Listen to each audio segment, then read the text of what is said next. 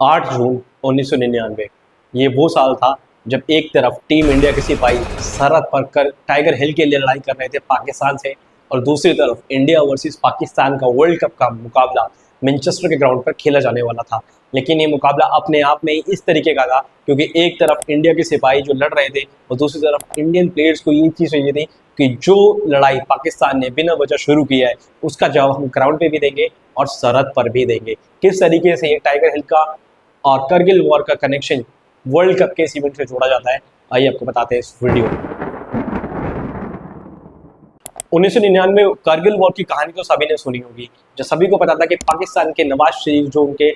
Prime minister थे, उनकी पहले जो सीट है या फिर कहें उनकी गद्दी जो है वो उनकी गवर्नमेंट जो है वो कोलैप्स होती है, और दूसरी तरफ मुशर्रफ जो कि पाकिस्तान के कमांडर इन चीफ थे, आर्मी के चीफ थे, उन्होंने इनिशिएट की एक लड़ाई जो कि इंडिया से थी टाइगर हिल के लिए, और जिसे कहा करगिल वॉर जिसे शुरू किया गया वो पाकिस्तान की तरफ से इनिशिएट किया गया था। और उसके बाद ये जो लड़ाई है वो धीरे धीरे आगे बढ़ती गई, जहाँ टीम इंडिया के सैनिक टाइगर हिल के लिए पाकिस्तान से लड़ने के लिए सरहद पर पहुंचे, और उसके बाद ही जब सबको पता चलता है कि इंडिया वर्सेस पाकिस्तान का मुकाबला मैनचेस्टर के मैदान पर होना है 8 जून को, तो उस दिन ग्राउंड के बाहर और ग्राउंड के अंदर मुकाबला और मंजर देखने लायक था। चीज़ें इतनी ज़्यादा हार्ड हो जाएंगी लोगों के लिए वो नहीं पता था, क्योंकि इंडियन फैंस जो हैं वो इस चीज़ को लेके काफ़ी एक्साइटेड थे कि किस तरीके से टीम इंडिया इस मुकाबले को जीतेगी और उसके बाद पाकिस्तान की जो सेना है उनको खदेड़ फेंकेगी टाइगर हिल से।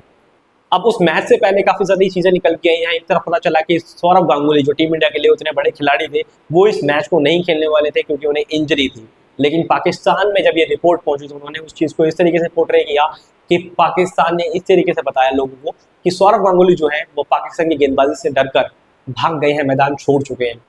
जो सौरव गांगुली गैर मौजूदगी में रमेश को टीम इंडिया में ओपनर मौका मिला, तो वहीं सचिन रमेश तेंदुलकर उस समय काफ़ी ज़्यादा लीडर नजर आते थे अपनी बल्लेबाजी में, क्योंकि एक तरफ वो लगातार अच्छी बल्लेबाजी कर रहे थे। साल 1999 उनकी बल्लेबाजी के लिए एक कमाल का साल था, लेकिन लोग ये बात भी भूल गए थे कि उस साल ही उनके पिताजी का देहांत भी हुआ था। तो वो सारे जज्बे और जुनून के साथ बल्लेबाजी कर रहे थे, लेकिन सभी को एक चीज़ और मालूम थी कि अगर सचिन रमेश तेंदुलकर इस बल्लेबाजी से टिक जाते हैं, 40 ओवर तक बल्लेबाजी करते हैं, तो एक ऐसा मौका ले आएंगे जब इंडिया को हराना उस मैच में नामुमकिन हो जाएगा। लेकिन सौरव गांगुली के बिना ये टीम इंडिया के लिए मैदान और मैच काफ़ी मुश्किल होने वाला था, क्योंकि जो कंडीशन थी वो फेवरेबल थी पाकिस्तान के लिए, क्योंकि जो सीम स्विंग वो कराते हैं, जो रिवर्स स्विंग डालते हैं, एक्सपर्ट्स का भी यही कहना था कि पाकिस्तान की टीम को कहीं ना कहीं थोड़ा सा फेवर मिलेगा जिस तरीके से कंडीशन नज़र आ रही है। लेकिन चीज़ें बिल्कुल डिफरेंट रही उस दिन, क्योंकि टीम इंडिया के बल्लेबाज जो है वो काफ़ी स्लो बैटिंग करते नजर आए। स्ट्राइक रेट जो है वो 100 से नीचे का नजर आया, जहाँ रमेश ने 20 रन बनाए, सचिन रमेश तेंदुलकर ने 45 रन बनाए, और उसके बाद राहुल द्रविड़ ने 61 रन की पारी खेली। लेकिन सबका जो कंट्रीब्यूशन था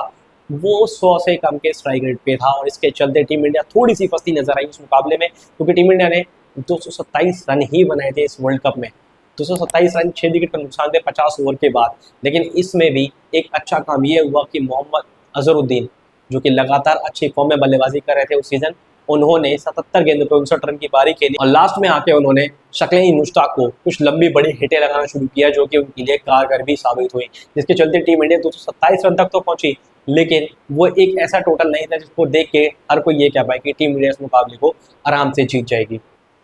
अब इस 227 रन को रोकने में कुछ बड़े हाथ भी थे, जहाँ पे एक तरफ शोएब अख्तर थे, वसीम आकरम थे, और उसके बाद शक्ल मुश्ताक, जिनको विकेट नहीं मिला था, लेकिन उनकी गेंदबाजी का स्पेल जो था वो थोड़ा सा इकोनॉमिकल ज़्यादा रहा था। लेकिन उसके बावजूद भी टीम इंडिया 227 रन पर ही ठहर गई थी, रुक गई थी।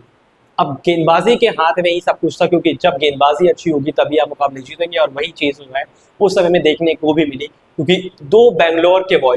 बेंगलुरु बॉयज़ ने कुछ ऐसा कारनामा, कुछ ऐसा मैजिकल स्पेल डाल दिया, कुछ ऐसे ड्रीम स्पेल डाल दिए जिसको देखने के बाद पाकिस्तान भी थर-थर टीम इंडिया के आगे कांप उठा। जहां एक तरफ जमगल श्रीनाथ थे और दूसरी तरफ वेंकटेश प्रसाद थे, दोनों ने एक ऐसा स्पेल डाला जिसको देखकर हर कोई झूम उठा, हर कोई जो है अपनी सीट को छोड़कर खड़ा हो गया कि ये किस तरीके की गेंदबाजी है, ऐसी गेंदबाजी पहले कभी नहीं देखी। पाकिस्तान के लिए कुछ बड़े बल्लेबाज भी थे, जहाँ एक तरफ सईद अनवर थे, उसके बाद इंजमाम उल हक थे। ये बल्लेबाज भी कुछ नहीं कर पाए पाकिस्तान के लिए, ना तो ये मैच बचा पाए, ना तो ये मैच को लास्ट तक ले जा पाए, क्योंकि पाकिस्तान की टीम सिर्फ 180 रन पर ही सिमट कर रह गई और टीम इंडिया 47 रन से मुकाबला जीतती है। लेकिन इसके पीछे कुछ बड़े गेंदबाजों के हाथ भी थे, जैसा कि मैंने आपको बताया कि एक तरफ जवागल श्रीनाथ और दूसरी तरफ वेंकटेश प्रसाद। वेंकटेश प्रसाद ने 5 विकेट चटकाए इस मुकाबले में और सिर्फ उन्होंने 27 रन दिए। 9.3 ओवर में 27 रन देके 5 विकेट चटकाए वेंकटेश प्रसाद ने। और जवागल श्रीनाथ का भी स्पेल उतना ही खास था क्योंकि उन्होंने 8 ओवर में 37 रन देकर 3 बड़े विकेट चटकाए। और उसके बाद जो 2 विकेट थे वो मिलते हैं अनिल कुंबले को, जिसके चलते पाकिस्तान की टीम जो है इस मुकाबले में सिर्फ 180 रन ही बना पाती है और 47 रन से जो जीत है वो टीम इंडिया को मिल जाती है। अब इंडिया में इस समय हो रहा था रात के 10:30 और जैसे ही ये न्यूज़ भारत पहुंचती है कि टीम इंडिया ये मुकाबला जीत गई है, उस समय हमारे जो सैनिक जो सरहद पर बैठे हुए थे उन्होंने भी रात में झूमना शुरू कर दिया और इस चीज़ को सेलिब्रेट करना शुरू किया कि टीम इंडिया सरहद पर अभी नहीं जीती है लेकिन ग्राउंड पर उन्होंने पाकिस्तान की टीम को हरा दिया है। और इसके बाद जब काफ़ी सारी जो वीडियोस हैं, जो फुटेजेस हैं और उसके बाद जो फोटोज़ हैं जो पेपर्स के थ्रू, वीडियोस के थ्रू लोगों तक पहुंची, तो लोगों को ये पता चला कि उस दिन दिवाली जो है इंडिया में मनाई गई थी और उसके कुछ ही दिन बाद करगिल की वॉर जो है वो जीती और उसके बाद उन्होंने टाइगर हिल से पाकिस्तान की जो सेना थी उनको खदेड़ कर बहुत दूर पाकिस्तान के बॉर्डर भेज दिया। ये दिन इसलिए भी इतना खास है क्योंकि एक तरफ हमारे बॉर्डर पे सिपाही लड़ रहे थे और दूसरी तरफ हमारे 15 सदस्यीय टीम जो वर्ल्ड कप में गई थी वो वहाँ पाकिस्तान की टीम से खेल रही थी। ऐसे में लोगों के अलग अलग ओपिनियंस भी देखने को मिले, जहाँ लोग पहले पाकिस्तान के कह रहे थे कि एक तरफ मैच जीतेंगे और उसके बाद करगिल वॉर जीतेंगे, लेकिन चीज़ें कुछ ऐसी हुई जहाँ पहले टीम इंडिया ने वो मुकाबला जीता और उसके बाद हमारे इंडियन सैनिकों ने उस जगह टाइगर हिल को भी जीत कर अपने नाम किया। इस बारे में आपकी क्या राय है, अपनी राय हमें कमेंट बॉक्स में जरूर बताएं। और अगर आपने करगिल वॉर का ये मुकाबला देखा है और इस में हाईलाइट्स भी देखी हैं उसके बारे में हमें कमेंट बॉक्स में जरूर बताएं। आपको वीडियो पसंद आई हो तो प्लीज़ वीडियो को लाइक करें, चैनल को सब्सक्राइब करें। आपसे एक और ऐसी नई वीडियो में जल्दी मुलाकात होगी, तब तक के लिए जय हिंद, वंदे मातरम।